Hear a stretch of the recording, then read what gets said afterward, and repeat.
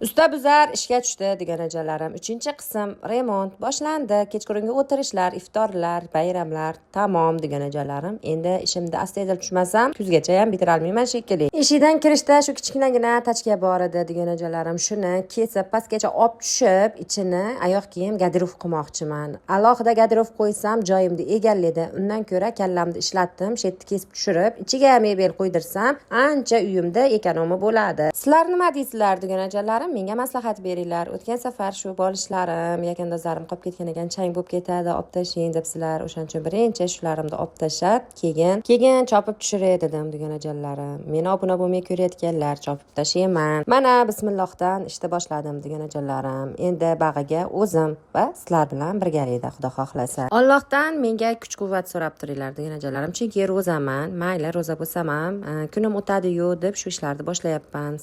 Ro'za chiqquncha ancha bu uylarimni bitirib ko'chib kirib olaman Xudo xohlasa. Bu uyimiz sinch uyligi uchun to'g'risi biram qattiq ekan, qo'llarim og'rib ketdi.